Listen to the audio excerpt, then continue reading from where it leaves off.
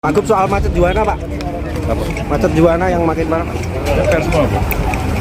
Media apa? Izin mau minta foto, Pak. Dengar, Pak. Media merah cetok. Se. Anggap soal macet Juwana, Pak. Apa? Macet Juwana yang makin parah. Pers semua, Pak. Media apa? Izin mau minta foto, Pak. Dengar, Pak. Media merah cetok. Se. The elections have been a bit blighted by, some divisive politics, race symbolism, etc. Will you be hoping to keep the election on track with issues that you've just articulated? And my second question is, you specifically singled out meritocracy as an issue in Indonesia, which has become a subject of discussion in the last week, given what has happened in the Constitutional Court, allowing the son of the president to run as a vice presidential candidate. Is that one of the things that you're concerned about in terms of meritocracy? I'd like to, thank you for your assessment. Like to see the continuations of real development agenda into our campaign debates. That the debates, the agenda being put forward during the campaign by all candidates is issues of importance for our country, and that is programmatic mostly. And if we continue on articulating and echoing those line of message, I think we will drive our campaign, conversation, debates more concrete for the general public. And I see those signs were getting stronger and stronger nowadays compared to say 5 years ago. So I'm quite optimistic, and we will continue on upholding those issues. Number two, with regards to meritocracy, I think it is very important that in a country like Indonesia, as big as this is, we have seen potentials everywhere. Unfortunately, not all potentials were able to make it all the way to success. Why? Because the absence of the spirit of meritocracy. And this is not only in politics, but this is also in sports, in arts, in academics. And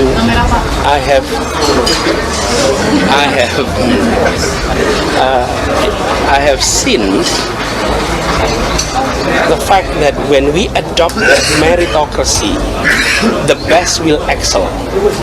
In sport, for example, the badminton, we allow meritocracy system. We don't select people based on are they son of somebody, nephew of somebody, but we select the best and they become our champion. The same thing for Olympic of Science. We have seen the best of us performing excellent in the international arena because meritocracy. So I think this is not only referring to what has happening recently, but I've been echoing the message of meritocracy for many years, not only now, and you can see my record on that. And I even give an example of Brazil. Brazil is the only country in the world that have their soccer team made it to the final of World Cup. Every World Cup, Brazil is always there. Why? Because only on the issue of soccer, Brazil adopted meritocracy. Unfortunately, on other aspects, they didn't adopt meritocracy. And because they didn't adopt meritocracy on other sectors, then there are other sectors not well performed as soccer. So I'll give them a clear example. If you allow through meritocracy, you will find the excellent result to emerge.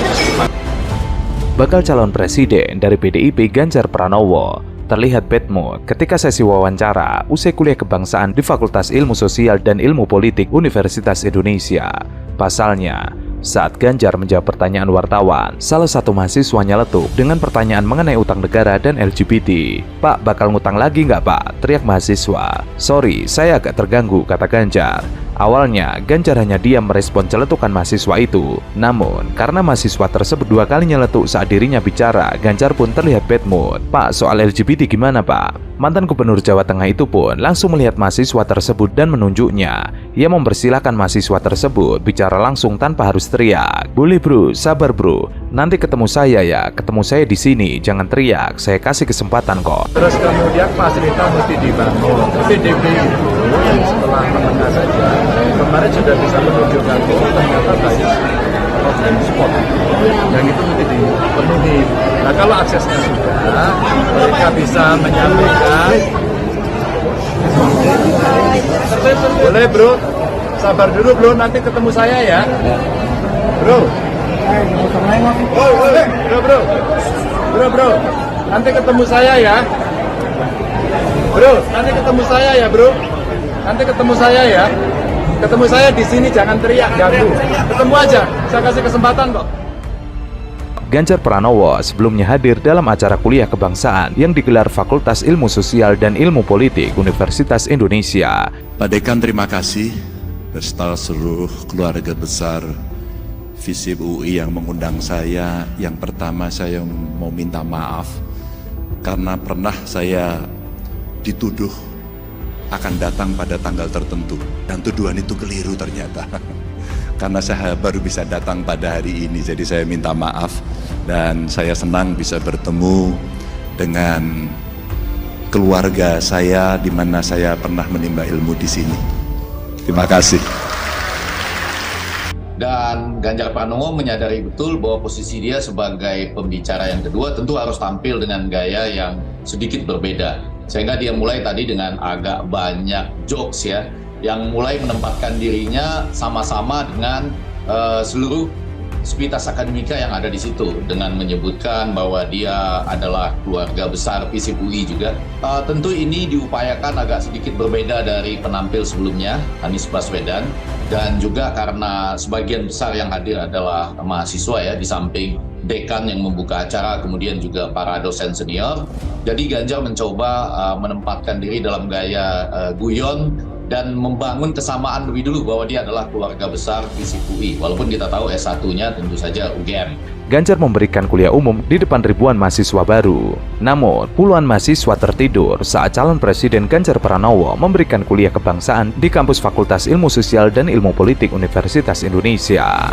Ganjar memberikan paparan kepada mahasiswa dengan tema Gaspol Menuju Indonesia Emas. Ganjar datang pukul 8:30 pagi dan baru naik podium Aula Purno Prawiro pada pukul 9:30. Selain itu, Ganjar juga menerangkan soal Rempang. Ia mengatakan aparat penegak hukum memanggil aktor utama atau biang kerok kericuhan di Pulau Rempang, Kepulauan Riau. Mantan Gubernur Jawa Tengah itu mengatakan dengan dipanggilnya biang kerok kericuhan tersebut diharapkan mampu menyelesaikan masalah di Pulau Rempang. Ia mengatakan semua bisa dilakukan, maka panggil saja, semua bisa dilakukan. Apapun kebijakannya segera panggil mereka, jangan terlalu lama. Terkait dengan itu hak saya, apalagi tanah ulayat, tanah adat yang seringkali diambil semena-mena, tapi yang lain sebenarnya mitigasinya kurang. Kalau itu kemudian tanah akan diberikan, katakan kalau sekarang yang ramai di Rempang yang kemarin ya, bagaimana sih caranya? Itu tanahnya siapa? Dulu ketika kebijakan pemerintah akan dilakukan dan kemudian pekerjaan mesti dilaksanakan, pokoknya iya aja deh. Ini tanahnya nggak ada sertifikatnya. Di mana sertifikat yang sudah beres? Belum. Mitigasi itulah yang kemudian penting untuk mencegah. Sehingga saya sampaikan kepada Menteri PU, Mbak yang paling banyak ini, investasi penanaman modal saya sampaikan. Agar kemudian dia bisa tahu menjelaskan lebih dulu. Dan kadang-kadang pemerintah nggak mau. Menjelaskan, udahlah pakai undang-undang pengadaan tanah aja. Makanya ceklek. Begitu nggak mau, hukumnya berjalan. Begitu hukum berjalan, tampilannya adalah kekerasan. Itu yang terjadi. Selain itu, Ganjar mendorong pemerintah dan aparat penegak hukum agar mendengarkan aspirasi masyarakat setempat. Hal itu bertujuan agar masalah yang timbul bisa diselesaikan dengan cara berdialog, termasuk representasi masyarakat karena mesti didengarkan juga. Bagaimana APBN kita kalau hari ini 3.000-an menjadi 6.000? Gimana ya caranya? Itu berat Pak? Ya, kalau itu bukunya buku lama. Kalau buku baru tidak. Saya yakin pada soal itu. Karena under table ekonominya kita bisa lakukan. Digitalisasi pemerintahan, membasmi korupsi, membangun SDM yang produktif, stabilisasi harga pokok, menghapus kemiskinan, perkuat jaring pengaman sosial, hilirisasi industri menuju kelas dunia, dan ini butuh SDM. Jangan hanya teriak-teriak ya. Itu banyak pegawai Cina diusir Pak. Pengalaman di Jawa Tengah dulu gitu. Ya udah kita usir aja besok pagi. Tapi kamu bisa gantikan nggak? Kalau saya bicara belak-belakan, ya ada kita bicara. Oh iya ya, nanti kita akan bicarakan kesuwen. Itu namanya orang sat-set gitu. Itu kalau totalnya ini kan bertahap kita bangun. Contoh kayak sekarang lokasi 2.300 sampai 2.500 itu hanya sekitar 700 kakak. Jadi gampang lah saya pikir kita ini kan, saya ini mantan kontraktor. Kalau cuma bangun 2.000-3.000 rumah itu nggak terlalu susah itu. Membangun rumahnya itu paling lama 6-7 bulan.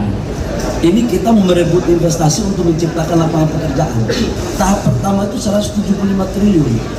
Kalau ini lepas, itu berarti potensi pendapatan PAD dan penciptaan lapangan pekerjaan untuk saudara-saudara kita di sini itu akan kehilangan peluang. Sementara itu, Menteri Investasi Kepala Badan Penanaman Modal, Bahlil Lahadalia mengungkapkan investasi di Pulau Rempang akan memberikan dampak kesejahteraan bagi masyarakat. Bahlil mengatakan, dirinya akan melakukan rapat setiap minggunya bersama Gubernur dan BP Batam untuk membahas percepatan pengembangan kawasan tersebut. Ia mengatakan, yakinlah bahwa ini investasinya untuk kesejahteraan rakyat. Ini menciptakan lapangan pekerjaan, meningkatkan pendapatan, dan masyarakat yang akan kita geser pergeseran dari pulau itu, mereka akan diberikan hak-haknya. Bahlil melanjutkan, pada rapat koordinasi percepatan pengembangan investasi ramah lingkungan kawasan Pulau Rempang, pihaknya juga membahas terkait pencabutan izin beberapa oknum yang membangun usaha atau memiliki lahan di Rempang. Bahlil juga mengatakan, persoalan tanggal pengosongan Pulau Rempang sudah menjadi pembicaraan sejak awal.